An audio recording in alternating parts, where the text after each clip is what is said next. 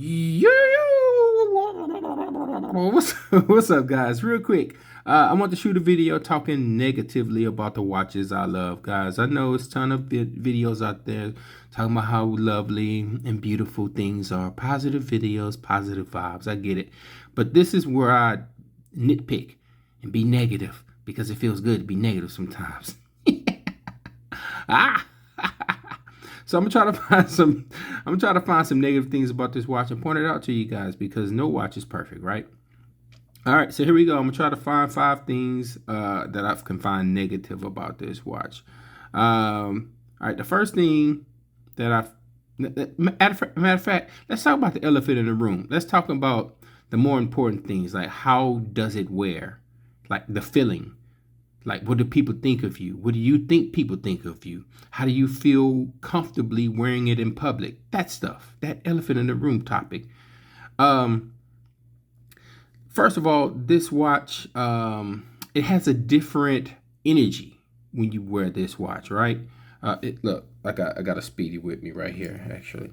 Look, when you wear the Speedy, guys, it's, hey, you got a Speedy. How cool. You're cool.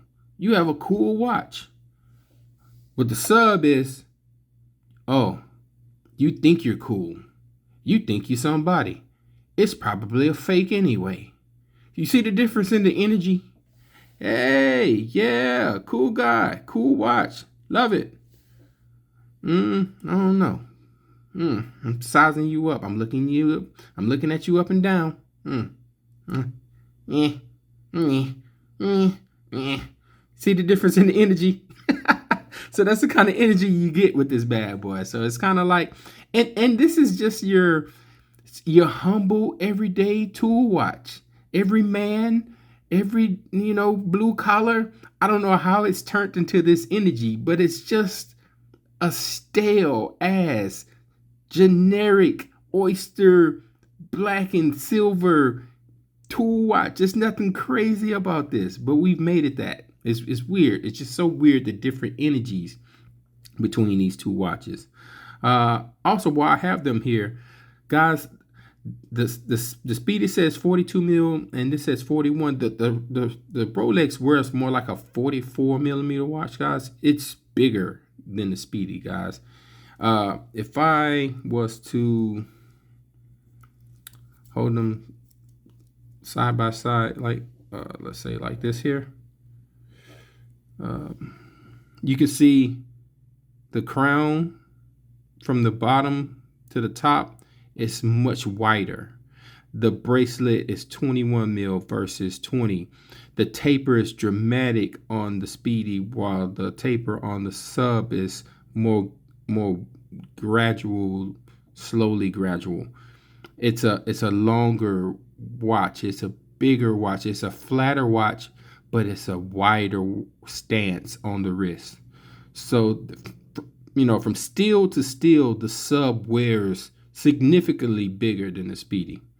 But from, just dial to dial, of course, the face of the Speedy is bigger. So I just wanted to point that out. This watch wears like a 44 millimeter watch, actually. Or you can just say the Speedy wears like a 40. You pick a side. Let's talk about some cons, guys. One of the other cons is this bezel is really sharp, guys. When it's crispy out of the box, this bezel is spiky when you grip it. When you go into the AD and you turn like the tester one, the display one, it's a bit more rounded off because I think it's just been turned more. It's been used more. But when you get a crispy one out the box, this is quite spiky. So I'm just gonna let it smooth out with time. Also, these little markers here pick up grime and dirt. It's not crispy white. It has like this titanium kind of feeling about it. It's warm. So, if you stick your fingers in there over time and you're turning the bezel, it starts to get more dirty and tan inside. So I find myself having to use a toothbrush and some soap and, clean inside those little marks. This pip is really tall here. You can call it a pimple. You can call it the infinity stone. However you want to see it, but that could be a con. The crown doesn't line up at 12 o'clock on close, but it doesn't attempt to do so, so that it's fine, but it can be a con. It can be just something to complain about if we're being picky, and that's what we're doing here. The bracelet does hit against each other, so they can be like a little smidget of a bruise right here on that first little link. But look how flawlessly it integrates into that case, though. It's almost like a uniform case, almost like a PRX, Tissot PRX, almost. How uniform that flush is in there. But anyway, we on cons. Not, oh, look at that beautiful brushing up. Oh, such no cons, man. Stay focused. We're being negative. This clasp could. Oh, it's so reliable. This clasp. I'm trying to. It can bang up against this first link and create a little bruise there, and over time. So that's a little nitpick there, maybe. But all of these little corners right here, so smooth. Oh, the touch is the brushing, it's so silky smooth inside of here. You rub your fingers in there. It's so smooth and refined and just butter. It's just butter. The way this snaps is so, it is so buttery smooth. Yeah. But yeah, the cons could be just the links bruising up against each other. But other than that, it's such a good flush fit. Oh, yes, that's such a good flush fit right there. Look at that. Oh, that's just butter. But yeah, cons. These little markers do get dirty over time, so you have to keep those clean. There's just a smidget of back play here.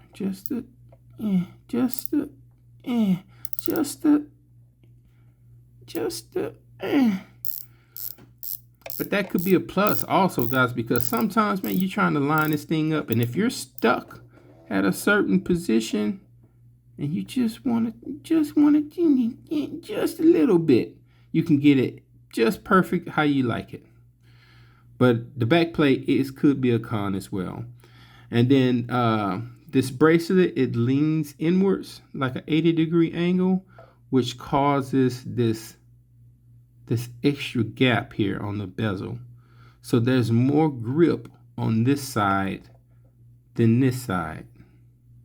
You can't even see it on this side, but you can see it on this side. So when you go to turn this thing and you grabbing it from here to here, it feels misaligned because you're getting so much meat on this side and not enough on this side. So it just feels a little off. It feels a little crooked because it's leaning so heavily on the left side. So that can be a con right there. So yeah, guys, I'm gonna wrap it up right there. Those are some negative things that I've identified with this bad boy. None of these are deal breakers. Such a beautiful watch. So yeah, those are some of the cons right there. And as far as safety goes, like someone, robbing you or anything like that, I never really feel like that, because if they're gonna rob you, they're just gonna rob you, right? Whatever you got on, right? They'll rob you for a sub. They'll rob you for a speedy. They'll rob you for a shiny Movado. So you just gotta pay attention to where you're going, how you're moving, and stuff like that. I wouldn't wear luxury pieces to let's see, people watch. Let's call it people watch places. Like, because if you're going somewhere to people watch, then robbers are also sitting around people watching. So they're watching you too. So I wouldn't wear this like at some big, I don't know, some big club, some big festival, some big club, some big mall, highly populated, holiday, stuff like that, vacation, tourist attractions, and all that stuff. I would stay away from those heavily populated people watch type places with these watches, guys. Just keep it intimate. Go visit your mom. Go visit your siblings. Have a dinner. I will wear this. Thanksgiving with the fam, I will wear this. Holidays with the fam, I will wear this. Going to work, I would wear this.